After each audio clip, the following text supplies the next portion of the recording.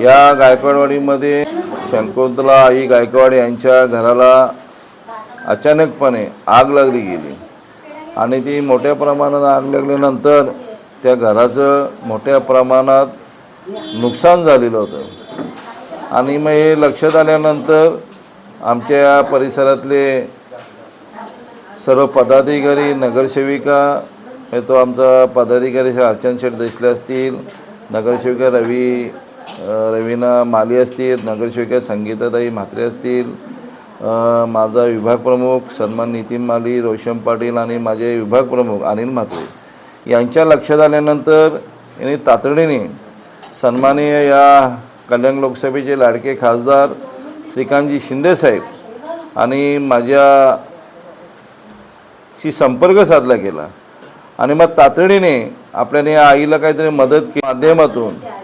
आज तुम्ही बघत असेल त्यावेळचं घर आणि आताचं घर अतिशय चांगलं सुसज्ज असं करून दिलं.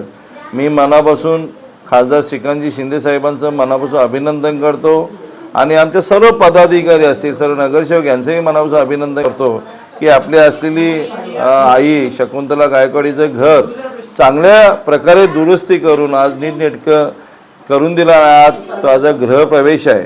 आज अतिशय आनंद होतो कारण आपण एका आईचं घर चांगल्या प्रकारे श्रीकांतजी शिंदे साहेब यांच्या माध्यमातून करून दिलं.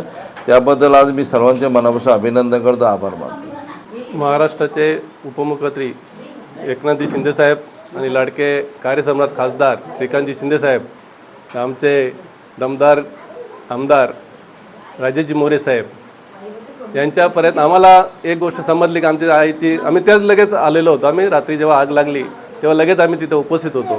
ती भयानक परिस्थिती बघताना 2-3 दिवसात आम्ही आईशी संपर्क साधला. नंतर आम्ही आमदाराशी पण आम्ही घरी बोलून आमदाराशी पण आमदारांनी कुठलाही आणि खासदारांनी कुठलाही न विचार करता आणि सरकारी निधी भेटेल न भेटेल त्याच्या व्यतिरिक्त स्वतःही त्यांनी आईचं घर उभं केला. खरंच आज आनंद वाटतो. याला एक आईचं घर एवढ्या याच्यात झालेला ते यायला आमचा आनंदाच्या ह्याच्यात आम्ही पण सहभागी झालो आणि विशेष खासदाराचे आणि आमदार साहेबांचे मनपूर्वक अभिनंदन करतो. आमदार साहेबांना धन्यवाद.